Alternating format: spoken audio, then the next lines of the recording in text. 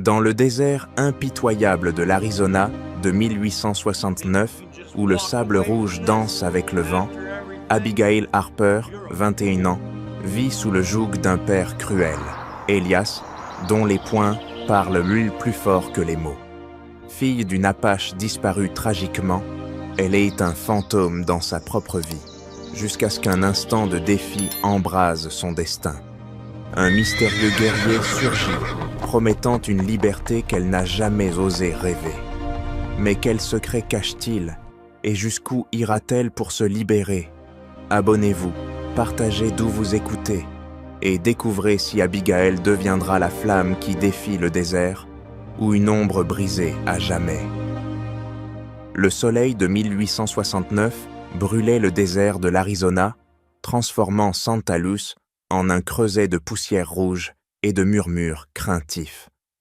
Dans ce coin perdu où la loi n'était qu'un écho porté par le vent, Elias Harper régnait comme un dieu cruel sur son empire de sable et de sang.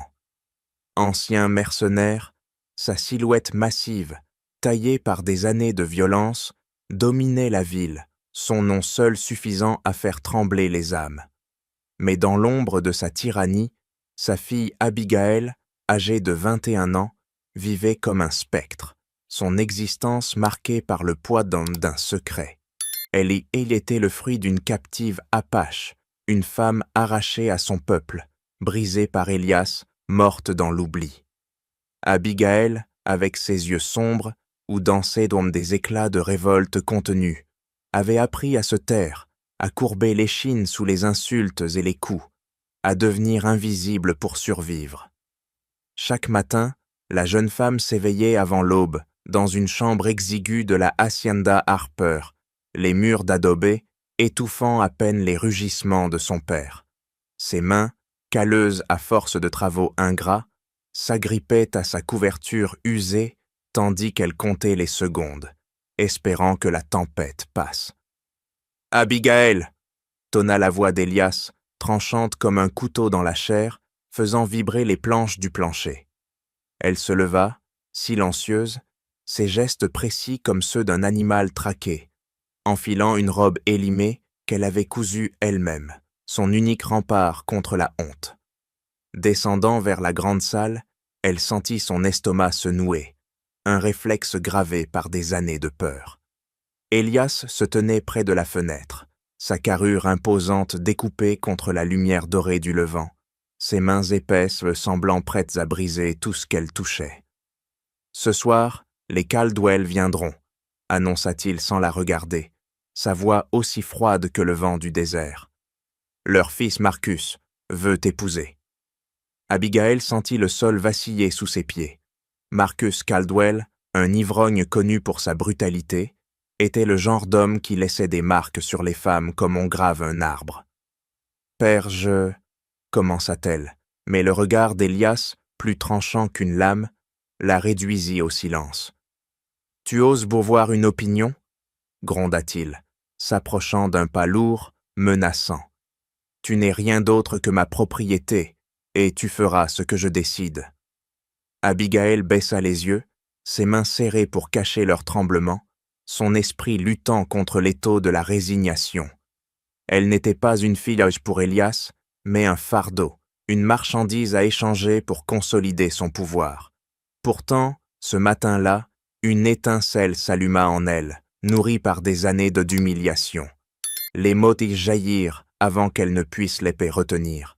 « Je ne l'épouserai pas. » Le silence qui suivit fut plus assourdissant qu'un coup de tonnerre.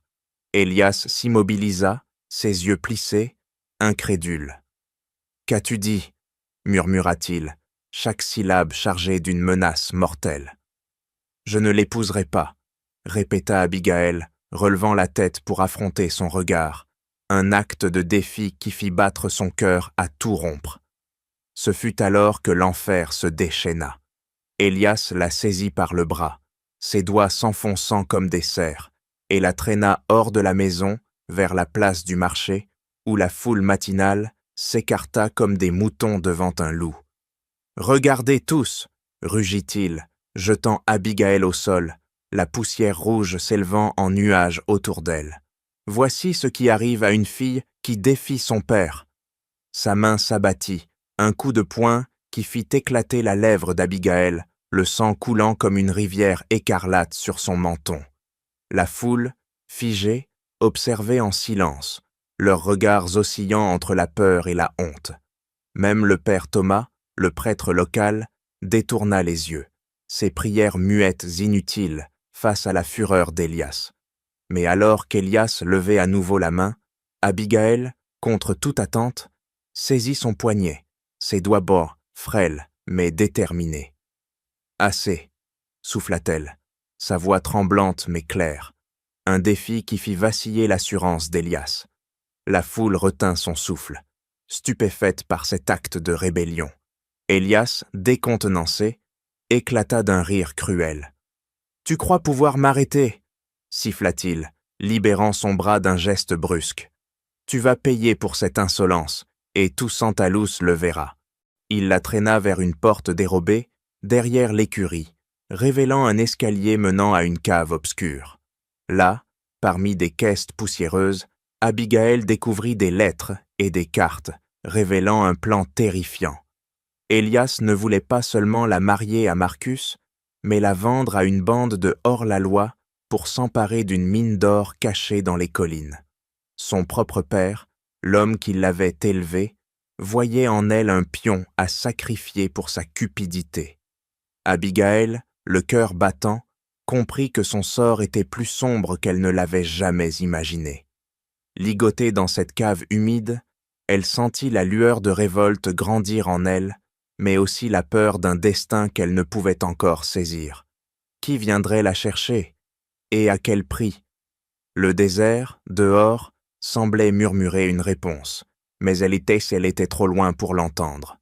Dans l'obscurité de la cave, où l'odeur de moisi se mêlait à celle du désespoir, Abigail Harper, ligotée, sentait son cœur marteler sa poitrine comme un tambour de guerre. Le murmure du désert, qu'elle avait cru entendre à travers les murs épais, s'éteignit, remplacé par le grincement des bottes d'Élias s'éloignant dans l'escalier. Mais alors que l'écho de ses pas s'estompait, un autre bruit perça le silence, un craquement sec, comme une branche brisée sous un pas prudent. Une ombre glissa dans la pénombre, rapide et silencieuse, et avant qu'Abigaël ne puisse crier, une lame scintilla, tranchant ses liens avec une précision de faucon. « Ne fais pas de bruit », murmura une voix grave, aussi rugueuse que le vent sur les roches du désert. Relevant les yeux, elle rencontra le regard d'un homme, grand, à la peau cuivrée par le soleil, ses cheveux noirs ornés d'une plume d'aigle tombant sur ses épaules. Nathan, un Apache, se tenait là, son visage taillé comme une falaise, ses yeux brûlants d'une colère contenue, mais d'une étrange douceur. « Pourquoi m'aides-tu » chuchota Abigaël, sa voix tremblante, tandis qu'il l'aidait à se relever, ses mains calleuses, étonnamment délicates. Nathan ne répondit pas immédiatement, son regard scrutant l'escalier comme s'il attendait une embuscade. « Parce que personne ne mérite d'être vendu comme du bétail, » dit-il enfin, son ton chargé d'une conviction qui semblait ancrée dans des années de douleur. Il la guida vers une sortie dérobée, une fissure dans le mur de la cave menant à une ruelle où le sable tourbillonnait sous une tempête naissante. Dehors, le vent hurlait, couvrant leurs pas alors qu'ils s'éloignaient de la place du marché, où la foule ignorait encore le drame qui se jouait sous leurs pieds. Nathan, d'un geste vif, drapa un manteau de cuir sur les épaules d'Abigaël, son odeur de fumée et d'herbe sauvage lui offrant un étrange réconfort. Alors qu'il s'enfonçait dans le désert, le ciel s'assombrit, la tempête de sable rugissant comme une bête affamée. Nathan chevauchait un étalon noir marqué de taches de blanches, tenant Abigaël devant lui, ses bras formant un rempart contre le chaos. « Tiens-toi bien » murmura-t-il, sa voix presque perdue dans le tumulte du vent. Entre deux bourrasques, il parla, révélant un secret qui fit vaciller le monde d'Abigaël. « Ta mère était ma femme, dit-il, ses mots lourds comme des pierres tombant dans un canyon. Élias l'a arraché à notre peuple, l'a brisé et m'a trahi alors que je le guidais comme éclaireur. Mais ce n'est pas tout. Tu as un frère, un survivant de ce massacre, caché quelque part dans ces terres. Abigail sentit son souffle se couper, l'idée d'un frère inconnu, peut-être ami ou ennemi, faisant naître un tourbillon de questions dans son esprit. Leurs poursuivants, des hommes d'Élias armés jusqu'aux dents, surgirent à l'horizon, leurs silhouettes floues dans la tempête. Nathan, sans hésiter, guida son cheval vers un ravin étroit, ses parois de pierre offrant une protection précaire. Là, il tendit à Abigail un couteau à manche d'os. « Si je tombe, cours !» ordonna-t-il, mais elle secoua la tête, serrant l'arme avec une détermination nouvelle. Une fusillade éclata, les balles d'Ibès sifflant comme des serpents dans l'air. Nathan, rapide comme l'éclair, abattit 2 hommes d'une flèche précise, mais une balle frôla son flanc, faisant couler un filet de sang. Abigail, le cœur battant, lança le couteau, touchant un assaillant à l'épaule, son premier acte de résistance. Les survivants s'enfuirent, effrayés par la férocité de l'Apache blessé et de la jeune femme qu'ils pensaient brisée. Sous un surplomb rocheux, Nathan s'effondra, son souffle rauque.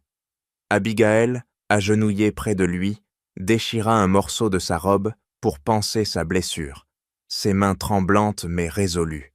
« Pourquoi risquer ta vie pour moi ?» demanda-t-elle, les larmes brouillant sa vision. Nathan, les yeux mi-clos, murmura.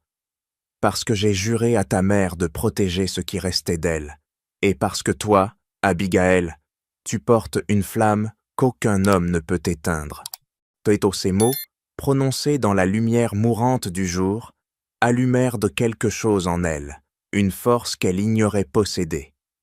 Si cette histoire de courage et de rédemption vous touche, abonnez-vous à notre chaîne et partagez d'où vous nous écoutez. Vos voix, venues des 4 coins du monde, donnent vie à ces récits. Que deviendra Abigail et ce frère mystérieux apparaîtra-t-il pour changer son destin? La tempête s'apaise, mais le désert garde ses secrets, et le chemin vers la liberté est encore long, semé de dangers et de révélations. Sous le surplomb rocheux, où les ombres du crépuscule s'étiraient comme des doigts avides, Abigail Harper serrait le couteau à manche d'os, son regard fixé sur la silhouette affaiblie de Nathan, dont le sang tachait le sol aride. Le désert, apaisé après la tempête, semblait retenir son souffle, comme s'il savait que la chasse n'était pas terminée. Les mots de Nathan, cette promesse d'une flamme inextinguible en elle, résonnaient encore dans son esprit, mais une nouvelle urgence les chassa. Des sabots martelaient le lointain, un grondement sourd annonçant l'approche des hommes d'Élias. Nathan, le visage crispé par la douleur, murmura. « Ils ne s'arrêteront pas tant que tu seras libre. » Abigail, le cœur battant, comprit que leur fuite n'était qu'un prélude à un combat plus grand. Alors que la nuit tombait, enveloppant le désert d'un voile d'étoiles acérées, Nathan guida Abigail à travers un labyrinthe de canyons, ses pas sûrs malgré sa blessure. Le vent portait des murmures de danger, des voix rauques, des cliquetis de métal, et bientôt, des ombres se profilèrent à l'horizon, leurs lanternes dansant comme des lucioles malveillantes. Les hommes d'Élias, menés par un chasseur de primes nommé Caleb Voss, un colosse à la cicatrice barrant le visage, avançaient avec une détermination froide. Voss, connu pour traquer les fuyards jusqu'aux confins de la frontière, portait un revolver à crosse d'ivoire, promesse de mort pour quiconque osait défier Élias Harper.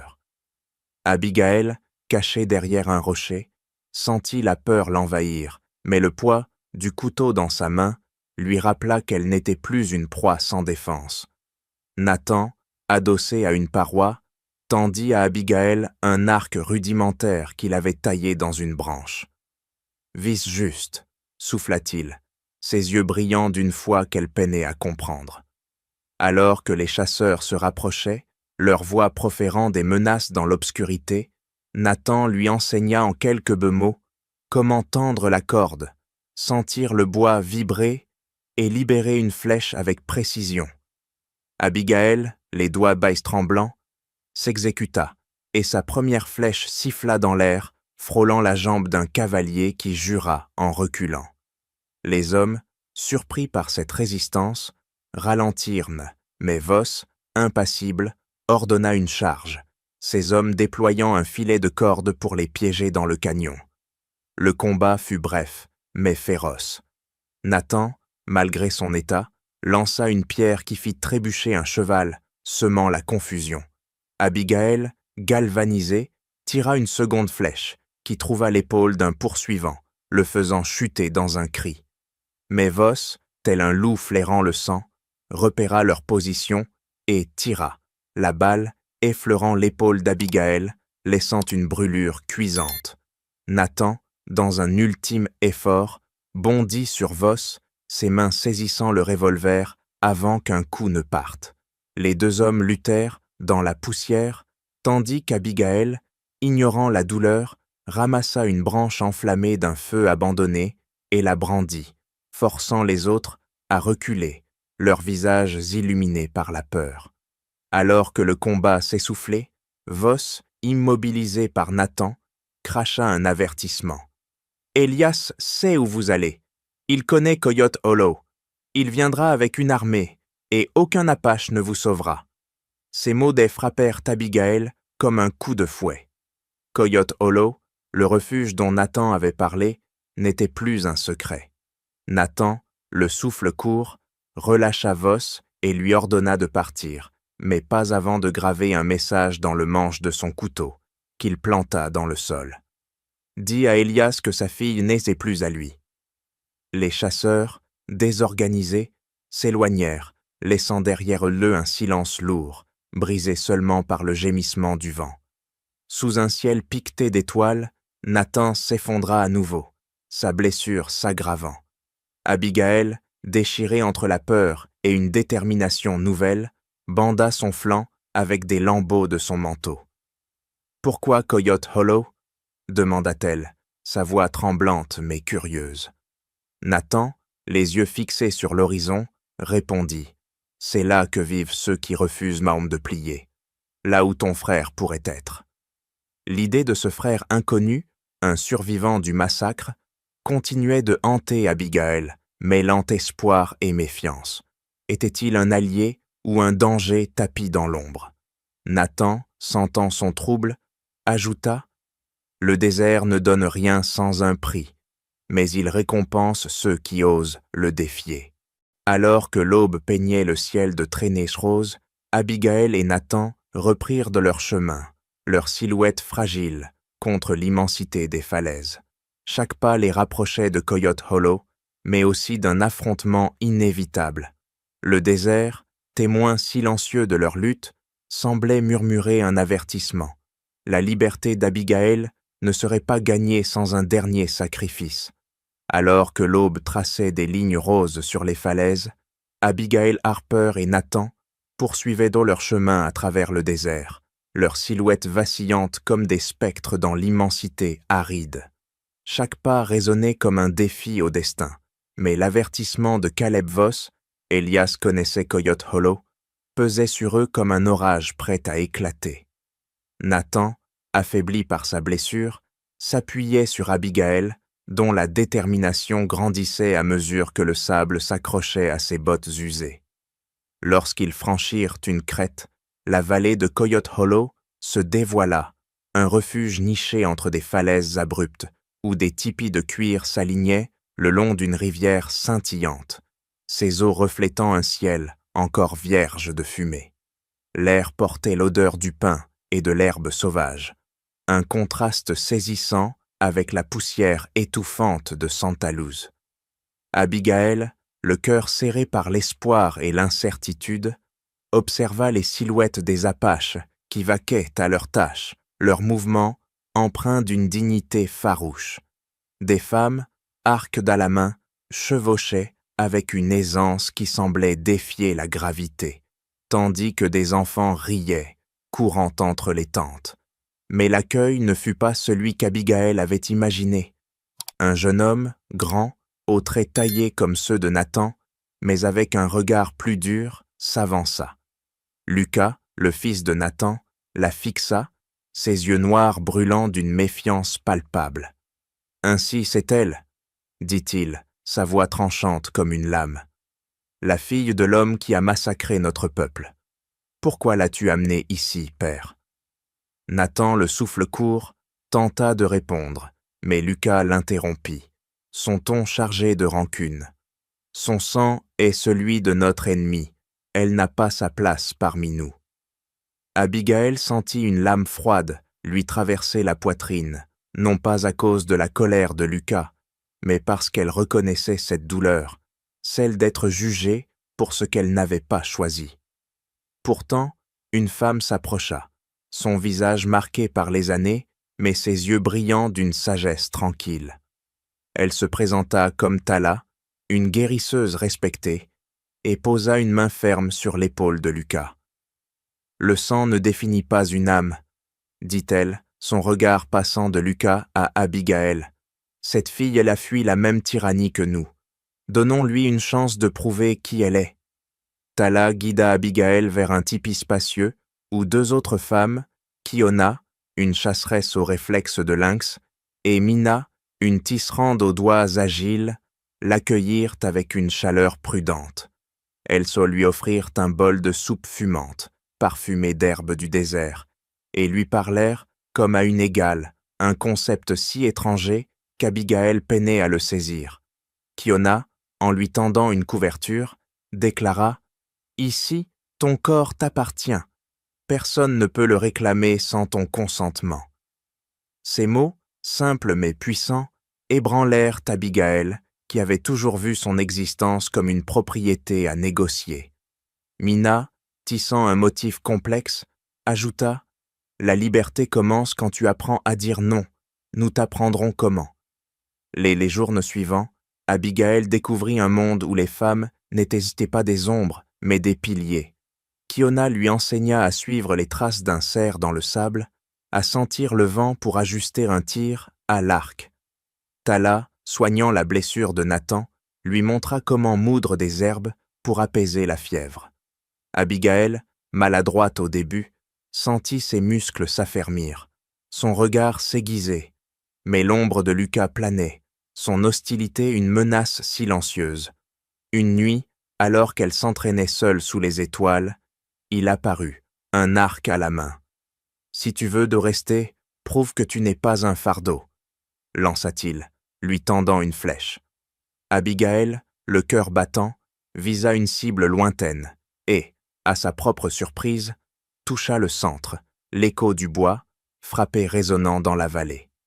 Lucas, impassible, tourna les talons, mais un léger hochement de tête trahit son respect, naissant. Pourtant, la paix fut brève. Un éclaireur revint au galop, le visage grave. « Des cavaliers approchent, » annonça-t-il. 25 hommes, armés, conduits par Elias Harper. Ils brandissent un drapeau officiel, accusant Nathan d'enlèvement. Abigaël, debout près du feu central, sentit le sol trembler sous ses pieds. Coyote Hollow, qu'elle commençait à considérer comme un refuge, était désormais une cible. Nathan, encore faible, la regarda avec une intensité qui la cloua sur place. « Ils viennent pour toi, » murmura-t-il. « Mais cette vallée n'est pas Santa Luz. Ici, nous combattons ensemble. » Abigaël, serrant l'arc que Kiona lui avait offert, comprit que l'heure n'était plus à la fuite. Le désert, avec ses falaises impassibles, semblait attendre son choix, un défi silencieux à devenir celle qu'elle n'avait jamais osé être. Sous les falaises impassibles de Coyote Hollow, où le désert semblait attendre un verdict, Abigaël Harper serrait son arc, le bois vibrant sous ses doigts comme un prolongement de sa volonté. L'avertissement de Nathan, « Ici, nous combattons ensemble », résonnait en elle alors que les premières lueurs de l'aube perçaient l'horizon, peignant le ciel d'un rouge sanglant. Les éclaireurs apaches, postés sur les crêtes, signalèrent saute l'approche des cavaliers d'Elias Harper, leurs ombres se dessinant comme une marée de fer et de feu. Abigail, debout près du feu central, sentit son cœur battre à l'unisson avec le tambour de guerre des Apaches, une pulsation qui chassait la peur et éveillait une force qu'elle n'avait jamais connue. Le camp s'organisa avec une précision militaire, les guerriers, hommes et femmes, se déployant derrière les rochers et les arbres, leurs arcs et fusils, prêts à répondre à l'assaut. Tala, la guérisseuse, confia à Abigail une position sur une hauteur dominant le sentier principal, aux côtés de Kiona, dont les yeux perçants scrutaient l'horizon. Lucas, malgré sa méfiance, se tenait non loin, son arc tendu, son silence lourd de tension. Nathan, trop faible pour combattre, s'appuya contre un tipi, son regard fixé sur Abigail avec une fierté muette. « Montre-leur qui tu es », murmura-t-il, sa voix à peine audible dans le vent matinal. Lorsque les cavaliers d'Elias apparurent, leurs deux drapeaux claquant sous la brise, le silence de la vallée se brisa. Elias, à la tête de 25 hommes, brandissait un revolver, son visage tordu par une rage qui semblait consumer le désert lui-même. « Rendez-moi ma fille !» rugit-il, sa voix résonnant contre les falaises. Abigail, perchée sur son promontoire, sentit le poids de ce moment. Fuir n'était plus une option. Elle descendit seule vers la clairière, son arc à la main, ses pas fermes, malgré la tempête dans son esprit. « Je ne suis pas ta propriété », lança-t-elle, sa voix claire et tranchante, coupant l'air comme une flèche. La foule des mercenaires, déconcertée, échangea des regards, tandis qu'Elias, le visage rouge de fureur, pointa son arme sur elle. Avant qu'il ne puisse tirer, Lucas décocha une flèche, faisant basculer le cheval d'Elias dans un hennissement de panique. Le chaos éclata, les flèches apaches pleuvant comme une tempête, les balles des mercenaires sifflant en réponse. Abigail, au cœur de la mêlée, tira avec une précision qu'elle n'aurait jamais cru posséder, chaque flèche portée par une colère longtemps contenue. Kiona, à ses côtés, abattit un cavalier d'un coup net, tandis que Lucas, protégeant son flanc, laissait tomber ses préjugés dans la chaleur du combat. Mais Elias, rampant hors de la poussière, se releva, un couteau à la main, et chargea Abigail avec une fureur démente, criant « Si je ne peux t'avoir, personne ne t'aura ». Nathan, dans un ultime sursaut, s'interposa, saisissant Elias par le poignet. Leur lutte fut brutale, un affrontement de volontés opposées, l'un défendant une domination cruelle, l'autre une promesse de rédemption.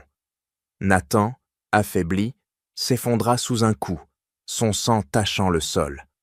Abigail, hurlant, leva son arc, mais au lieu de tirer, elle planta la flèche au pied d'Elias. « Je ne suis pas toi, » dit-elle, sa voix ferme malgré les larmes. « Je te laisse vivre, non parce que tu le mérites, mais parce que je choisis qui je suis. » Elias, désarmé par ces mots, vacilla, son autorité brisée par la force tranquille de sa fille. La bataille s'acheva, les mercenaires survivants fuyant dans la poussière. Lucas, regardant Abigail, murmura « Tu es des nôtres !» Nathan, agonisant, tendit à Abigail le collier d'argent orné d'une plume d'aigle. « Tu es la fille de ta mère !» souffla-t-il avant de s'éteindre. Abigail, le cœur lourd, l'enterra près de la rivière, sous un pin solitaire, le collier autour de son cou comme un serment. Les Apaches lui donnèrent un nom. Ashtahi, la flamme née des cendres.